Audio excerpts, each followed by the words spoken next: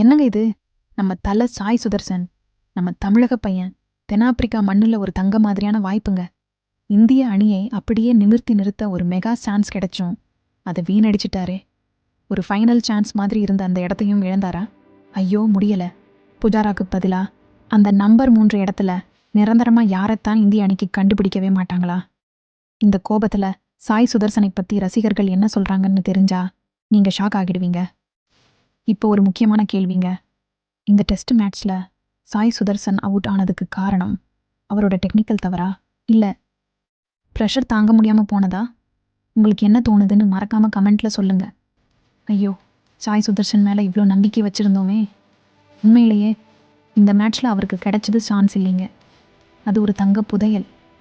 ஒரு பெரிய சரித்திரம் படைக்கிற வாய்ப்பு அது. தென்னாப்பிரிக்காவில் நடக்கிற 2வது டெஸ்ட் மேட்ச். இந்திய அணிக்கு 6 விக்கெட் போயிடுச்சு. மொத்தம் 489 ரன்கள் இலக்குன்னு நினைக்கிறேன். 65 ரன்கள் எடுக்கிறதுக்குள்ள 6 விக்கெட் போயிடுச்சுன்னா எவ்வளோ பெரிய ப்ரெஷர்னு யோசிச்சு பாருங்க. அப்பதாங்க நம்ம தமிழகத்து சிங்கம் சாய் சுதர்சன் 3வது ஆளா உள்ள வர்றாரு. அவர் மேலே தான் மொத்த இந்திய அணியோட வெயிட்டும் இருந்துச்சு. நம்பர் 3ன்னா சும்மா இல்லைங்க. பிராட்மேன், நம்ம டிராவிட் அண்ணாச்சி, புஜாரான்னு எல்லாரும் அந்த கப்பலை ஓட்டுன மாலுமிங்க. அவங்க நிதானமா ஆடுனாதான் பின்னாடி வர்றவங்களுக்கு ஒரு தைரியம் கிடைக்கும். புஜாராவுக்கு அப்புறம் அந்த இடத்த நிரப்பவே முடியல. நம்ம கில் கூட நம்பர் 4க்கு வந்துட்டாரு. இப்போ சுதர்சனுக்குத்தான் அந்த வாய்ப்பு கிடைச்சது. ஃபர்ஸ்ட் டெஸ்ட்டில் சுதர்சனை எடுத்தப்போ நிறைய பேர் எதிர்ப்பு தெரிவிச்சாங்க. அவருக்கு ஒரு சான்ஸ் கொடுங்கப்பான்னு சண்டையே போட்டாங்க. ஆனா பாருங்க, இப்போ கிடைச்ச சான்ஸை இப்படி வீணடிச்சிட்டாரே. 40 பந்துங்க, வெறும் 40 பந்தில் 15 ரன்கள் தான். 15 ரன் எடுத்துட்டு ஒரு ஷார்ட் லெக் கேட்ச் கொடுத்துட்டு வெளியே போறாருன்னா ரசிகர்களுக்கு கோபம் வராதா?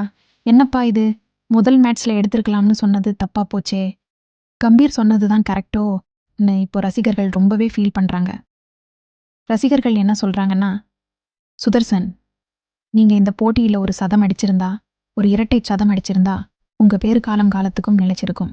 இப்படி ஒரு வாய்ப்பு திரும்ப கிடைக்காதுன்னு ரொம்பவே வேதனையோட பேசுறாங்க. உண்மையிலேயே அவர் இன்னும் கொஞ்சம் பொறுமையா நிதானமா ஆடியிருக்கலாம். நம்பர் 3 வீரருக்கு நிதானம் ரொம்ப முக்கியம். இந்த தவறால அவர் எத்தனை காலத்துக்கு அணியிலிருந்து வெளியில இருப்பாரோன்னு நினைச்சா கஷ்டமா இருக்கு. டெஸ்ட் கிரிக்கெட்ல இந்த 3வது இடத்தோட முக்கியத்துவத்தை அவர் இழந்திருக்க கூடாது. அவ்வளோதாங்க. நம்ம மனசுல இருக்கிற எல்லா வேதனையையும் உங்ககிட்ட கொட்டிட்டேன்.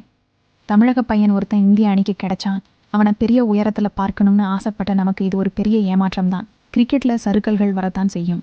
ஆனா கிடைச்ச சான்ஸை தவற விட்டது தான் ரொம்ப ரொம்ப வருத்தமா இருக்கு. பரவாயில்லை, அடுத்த வாட்டியாவது ஒரு ஸ்ட்ராங் கம்பேக் கொடுப்பார்னு நம்புவோம். இப்போ நீங்க எனக்கு 3 முக்கியமான விஷயத்தை சொல்லணும். சாய் சுதர்சனை இப்போதைக்கு டெஸ்ட் அணியிலிருந்து நீக்கணுமா, இல்ல இன்னும் ஒரு சான்ஸ் கொடுக்கலாமா? இந்திய டெஸ்ட் அணிக்கு நம்பர் 3 இடத்துல புஜாராவுக்கு பதிலா யார் வந்தா நல்லா இருக்கும்? உங்க ஃபேவரட் பிளேயர் யாரு? நீங்க ஒரு கிரிக்கெட் செலக்டர்னா சுதர்சனுக்கு என்ன அட்வைஸ் கொடுப்பீங்க? மறக்காம உங்க கருத்துக்களை எல்லாம் கமெண்ட் பாக்ஸ்ல போடுங்க. இந்த வீடியோ உங்களுக்கு பிடிச்சிருந்தா கண்டிப்பா ஒரு லைக் பண்ணுங்க. நம்ம நண்பர்கள் எல்லாருக்கும் ஷேர் பண்ணுங்க.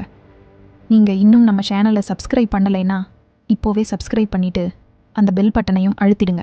அப்போதான் நம்ம போடுற எல்லா முக்கியமான கிரிக்கெட் செய்திகளும் உங்களுக்கு உடனே வந்து சேரும். மறுபடியும் ஒரு இன்ட்ரெஸ்டிங் தகவலோடு உங்களை சந்திக்கிறேன். நன்றி, பை.